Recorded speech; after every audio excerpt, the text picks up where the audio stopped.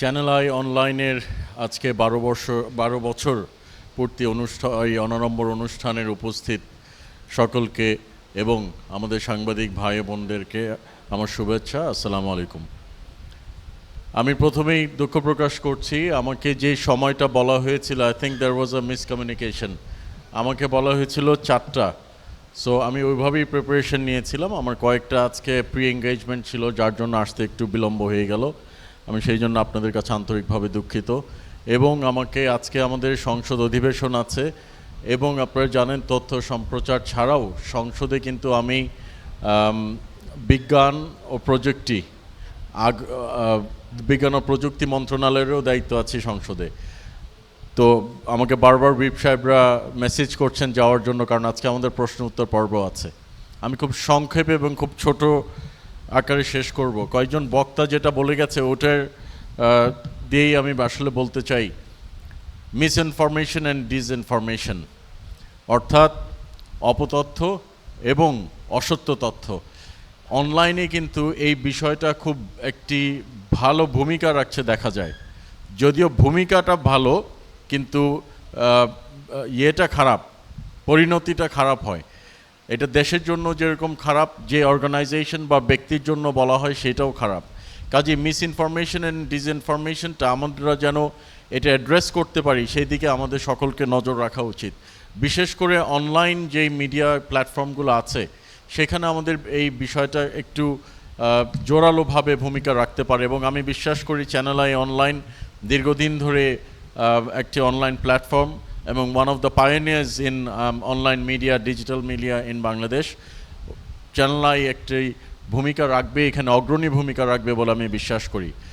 Plus আমাদের একটা জিনিস যেটা ডিজিটালাইজেশন বলতে যেটা বোঝায়, actually just going online is not digitalization. একজন বক্তা যেটা বলেছেন বিবিসির কথা, I work for BBC for 16 years. আমি বিবিসির ব্রডকাস্টিং ডিপার্টমেন্টে ছিলাম এবং আইটি ডিপার্টমেন্টের প্রধান হিসাবে কাজ করেছি 14 বছর, আর ব্রডকাস্টিংয়ে 2 বছর ডেপুটি হেড হিসাবে।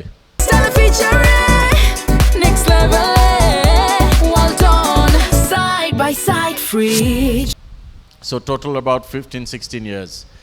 তো এই 16 ইয়ার্সে যেটা দেখলাম ডিজিটালাইজেশন, বিবিসিও ডিজিটালাইজেশন ফুললি করতে কিন্তু আজ পর্যন্ত পারেনি।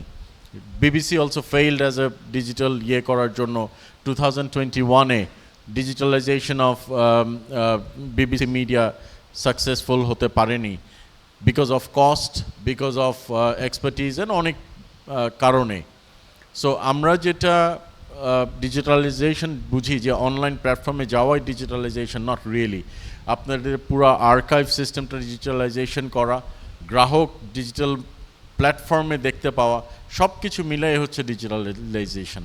সো আমাদেরকে এদিকে অবশ্যই, আমি তথ্য সম্প্রচার মন্ত্রণালয়ের যেহেতু প্রতিমন্ত্রীর দায়িত্বে মাননীয় প্রধানমন্ত্রী আমাকে দিয়েছেন, আমরা ডিজিটালাইজেশনে যাব টুডে টুমরো, যেদিনই যাই এই বিষয়ে আমাদের মন্ত্রণালয় কাজ করছে।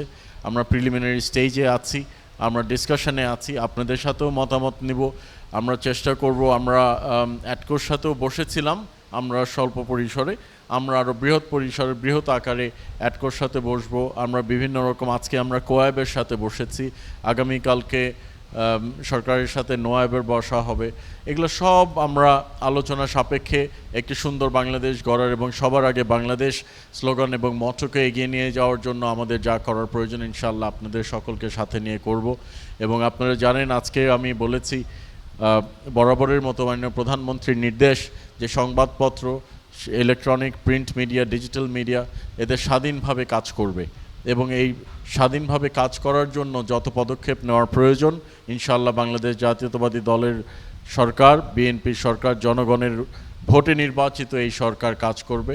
এবং গণতন্ত্র অব্যাহত রাখার জন্য আমি আপনাদের সকলের কাছে, শুধু চ্যানেল আই অনলাইন না, যত সাংবাদিক ভাই বোনেরা আছেন তাদের কাছেও, আমি অন্যান্য মিডিয়া আউটলেটের তাদের কাছেও আমি আহ্বান জানাবো এই গণতন্ত্র অব্যাহত রাখার জন্য আমাদেরকে সহযোগিতা করার জন্য। আমি আবার আন্তরিকভাবে দুঃখিত, আমার আজকে খুব শর্ট টাইম। ইনশাল্লাহ I will come again, channel আইতে আসবো এবং যারা আমাকে আজকে দাওয়াত দিয়েছেন তাদেরকে আমি আন্তরিকভাবে ধন্যবাদ জানাই।